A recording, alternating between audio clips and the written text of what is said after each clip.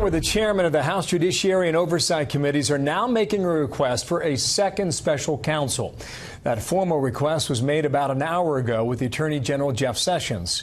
In a Fox News exclusive tonight, the two chairmen are with me now. Bob Goodlatte from the House Judiciary Committee and Trey Gowdy from the House Oversight Committee. And gentlemen, thank you for your time here. Yes, sir. Chairman Gowdy, your letter states matters have arisen. What's changed?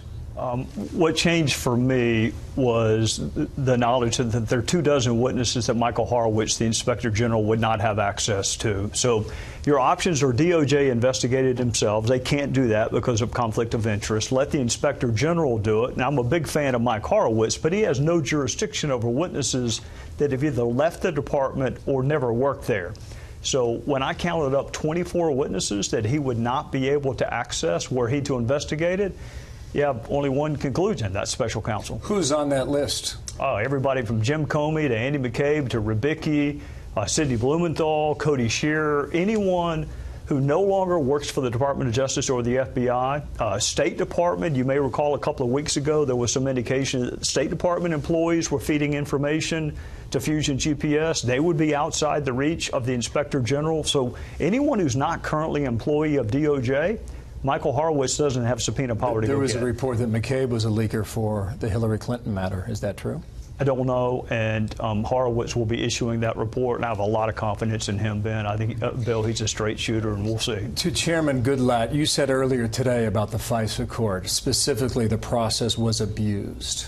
How? Well, it was abused by a gathering of information from a very suspect source, not disclosing that information to the court, and in my opinion, getting authority to look into the background of an American citizen's life on questionable circumstances, and that is a very serious concern. You know, the FBI is America's premier law enforcement organization. Every day, thousands and thousands of great men and women keep us safe, investigate crime, prevent terrorist attacks, but several people at the top of this organization have engaged in activities that are questionable. And I think that in order to set the record straight, clear what is going on at the FBI, and make sure this does not happen again, we need to have an outside special counsel investigation. Let me read from your letter in part on screen now. You write there's evidence of bias trending toward animus in your letter among those charged with investigating serious cases. There's evidence political opposition research was used in court filings.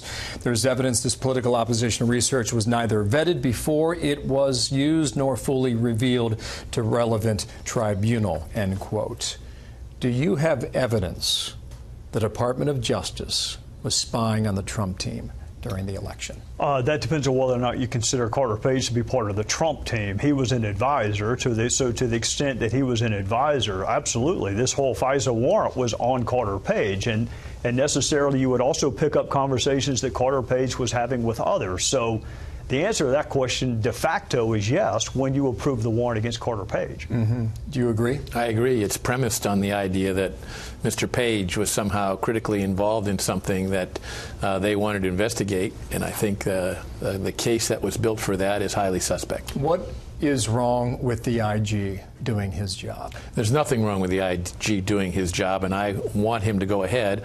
He has a couple of tasks in front of him. One is to complete his investigation into how the FBI handled the Clinton email matter. That is separate, and we want that report out as soon as possible because we know he's been working hard on that. He's looked at more than 1 million documents, and that should be made public. The Attorney General has now tasked him with looking into this matter as well, but as Trey has noted, he can't do the complete job. It involves other departments of the government. Do you trust the Attorney General?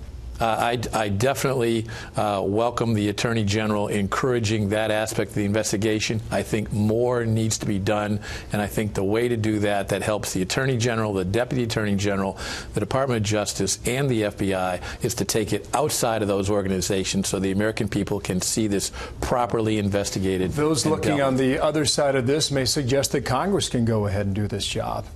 What's wrong with that idea? Anyone who's watched Congress over the last 12 months, we leak like sieves, and I say weak only because I'm a member of Congress. But that's pretty common for this town, however. It is, but serious investigations don't leak. The executive branch investigations, whether it's your local district attorney or whether it's Bob Mueller, there are far fewer leaks from Bob Mueller than there are from Adam Schiff.